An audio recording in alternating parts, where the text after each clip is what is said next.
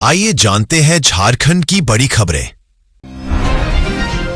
शकील अहमद का राहुल गांधी पर बड़ा हमला। बिहार विधानसभा चुनाव के बाद कांग्रेस से इस्तीफा दे चुके पूर्व केंद्रीय मंत्री शकील अहमद ने राहुल गांधी पर गंभीर आरोप लगाए हैं। उन्होंने राहुल गांधी को भारतीय राजनीति का सबसे इनसिक्योर नेता बताया। शकील अहमद का दावा है कि राहुल गांधी पार्टी के मजबूत कांग्रेस नेताओं से डरते हैं और बाहरी दलों से आए नेताओं को ज्यादा तरजीह देते हैं। उन्होंने कहा कि मल्लिकार्जुन खड़गे केवल नाम के अध्यक्ष है, असली सत्ता राहुल गांधी के हाथ में है। शकील अहमद के मुताबिक राहुल गांधी पार्टी को मजबूत देखना चाहते हैं, लेकिन कांग्रेसी नेताओं को मजबूर। झारखंड में नक्सल विरोधी अभियान में 17 माओवादियों की मौत। झारखंड के सारंदा वन क्षेत्र में सुरक्षा बलों और माओवादियों के बीच जारी संघर्ष में कुल 17 माओवादियों के मारे जाने की सूचना मिली है। इसमें 5 महिलाएं भी शामिल है। ऑपरेशन में केंद्रीय कमेटी के एक शीर्ष सदस्य सहित कई सक्रिय सदस्यों के ढेर होने की पुष्टि हुई है, जिससे नक्सली गतिविधियों पर बड़ा झटका लगा है। घटना के बाद इलाके में सुरक्षा कड़े कर दी गई है। स्थानीय प्रशासन और पुलिस क्षेत्र में शांति बहाल रखने के उपाय कर रहे हैं। गणतंत्र दिवस को लेकर राजधानी रांची में सुरक्षा व्यवस्था पूरी तरह चाक-चौबंद कर दी गई है। किसी भी तरह की चूक से बचने के लिए शहर के संवेदनशील इलाकों में 1,500 अतिरिक्त जवानों की तैनाती की गई है। सभी थाना प्रभारियों को lodge, hostel, bus stand, railway station और बाजारों में सघन जांच अभियान चलाने के निर्देश दिए गए हैं। पीसीआर और पेट्रोलिंग वाहन लगातार भ्रमणशील रहेंगे। एसएसपी राकेश रंजन स्वयं सुरक्षा व्यवस्था की निगरानी कर रहे हैं। मोरहाबादी स्थित मुख्य आयोजन स्थल पर 40 से अधिक ड्रॉप गेट लगाए गए हैं, जहां भारी संख्या में पुलिस बल तैनात है।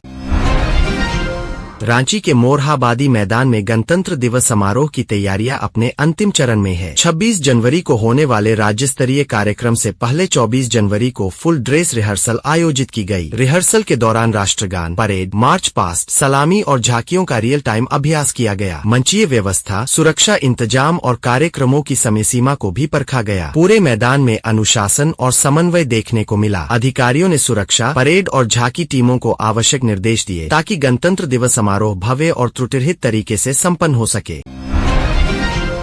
ओडिशा बैंक डकैती का खुलासा। धनबाद से 2 आरोपी गिरफ्तार। ओडिशा के क्योंझर जिले के बड़बिल स्थित बैंक ऑफ महाराष्ट्र में हुई करोड़ों की बैंक डकैती का पुलिस ने खुलासा कर दिया है। झारखंड और ओडिशा पुलिस की संयुक्त कार्रवाई में इस मामले में धनबाद से 2 आरोपियों को गिरफ्तार किया गया है। 19 जनवरी 2026 को अज्ञात अपराधियों ने बैंक से करीब 5 करोड़ रुपए मूल्य का सोना लूट लिया था। घटना के बाद बड़बिल थाना में कांड संख्या 29/26 दर्ज कर धारा 310(2) BNS और 25/27 आर्म्स एक्ट के तहत जांच शुरू की गई थी। लगातार छापेमारी के बाद पुलिस को बड़ी सफलता मिली है।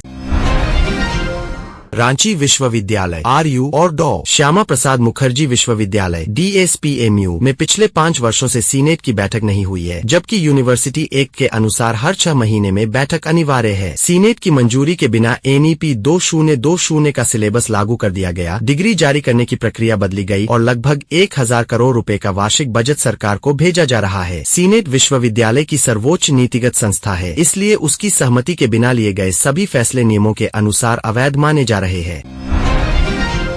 गुरुग्राम सेक्टर 57 में अतिक्रमण पर सख्त एक्शन। हरियाणा मानवाधिकार आयोग ने गुरुग्राम के सेक्टर 57 में अवैध अतिक्रमण और निर्माण मलबा फेंके जाने की शिकायत पर कड़ा संज्ञान लिया है। आयोग के अध्यक्ष न्यायमूर्ति ललित बत्रा ने मामले में समयबद्ध कार्रवाई के निर्देश दिए हैं। पुलिस उपायुक्त को स्वयं मौके का निरीक्षण करने का आदेश दिया गया है। वहीं HSVP को खाली सरकारी जमीन पर 8 से 10 फुट ऊंची दीवार निर्माण के निर्देश दिए गए हैं। आयोग ने प्रशासन से 18 मार्च तक फोटो सहित कार्रवाई रिपोर्ट प्रस्तुत करने को कहा है। जमशेदपुर के मानगो थाना क्षेत्र में प्लम्बर बनकर चोरी करने आए 3 युवकों को स्थानीय लोगों ने रंगे हाथ पकड़ लिया। मामला गुरुद्वारा रोड स्थित उमाकांत सिंह के मकान का है, जहां किराएदार अखिलेश्वर दुबे घर बंद कर गांव गए हुए थे। इसका फायदा उठाकर आरोपी प्लम्बर के वेश में घर में घुसे और 3 से 4 कमरों के ताले तोड़ दिए। कीमती सामान समेटकर भागने की कोशिश के दौरान लोगों को शक हुआ और तीनों पकड़े गए। सूचना पर पुलिस मौके पर पहुंची और आरोपियों को हिरासत में ले लिया। पूछताछ जारी है। लंदन में झारखंड प्रवासी समुदाय से मिले हेमंत सोरेन। विश्व आर्थिक मंच WEF दावोस में शामिल होने के बाद मुख्यमंत्री हेमंत सोरेन लंदन पहुंचे, जहां झारखंड प्रवासी भारतीयों ने उनका भव्य स्वागत किया। पारंपरिक गीत संगीत के साथ आयोजित कार्यक्रम में CM ने राज्य के विकास, निवेश और आदिवासी पहचान पर बात रखी। उन्होंने कहा कि झारखंड अब वैश्विक मंच पर अपनी मजबूत मौजूदगी दर्ज करा रहा है। इस दौरान विधायक कल्पना सोरेन भी उनके साथ मौजूद रहीं।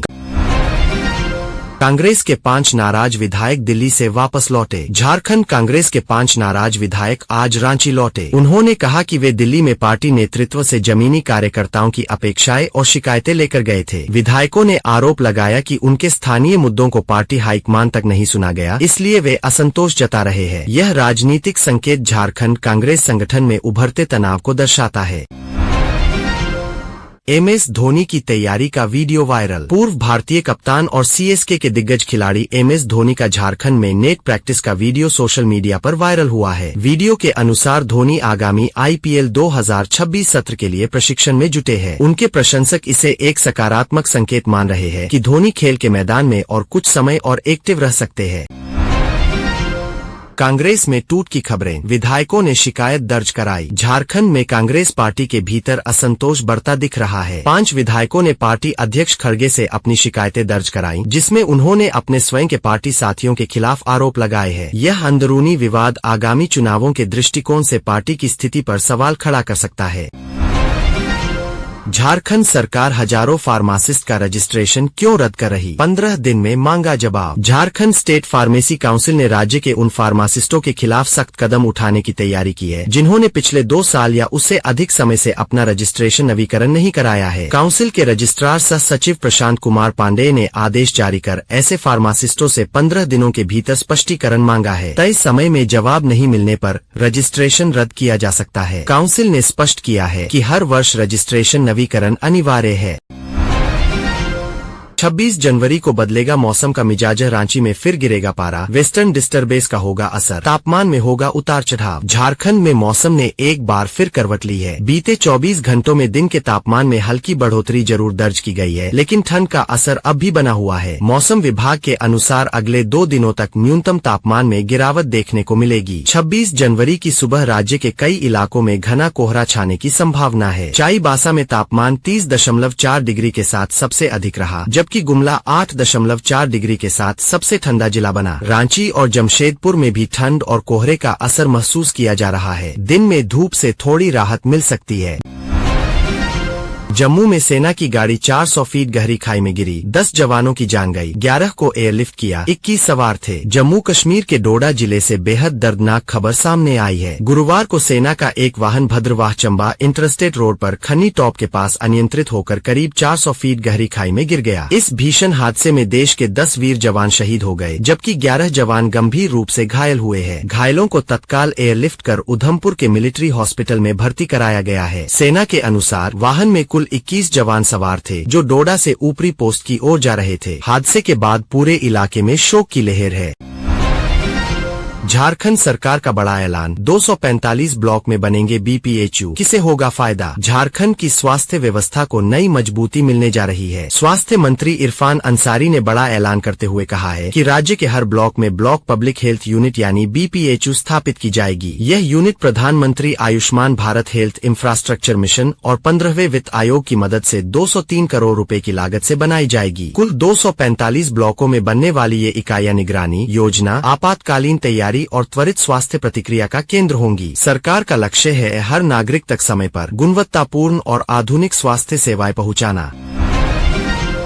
JPAC रिजल्ट रद्द करने वाली याचिका पर सुनवाई। हाई कोर्ट ने क्या दिया निर्देश? झारखंड लोक सेवा आयोग की 11वीं से 13वीं सिविल सेवा मुख्य परीक्षा को लेकर हाई कोर्ट में बड़ा घटनाक्रम सामने आया है। परिणाम रद्द करने की मांग पर सुनवाई करते हुए कोर्ट ने मुख्य परीक्षा में सफल सभी 342 अभ्यर्थियों को 2 सप्ताह में प्रतिवादी बनाने का आदेश दिया है। चीफ जस्टिस MS सोनक और जस्टिस राजेश शंकर की बेंच ने याचिकाकर्ताओं की दलीलों को सुना। याचिका में आरोप लगाया गया कि आयोग ने अपने ही नियमों की अनदेखी कर अनुभवहीन शिक्षकों से उत्तर पुस्तिकाओं का मूल्यांकन कराया। वहीं आयोग ने आरोपों को निराधार बताते हुए याचिका का विरोध किया।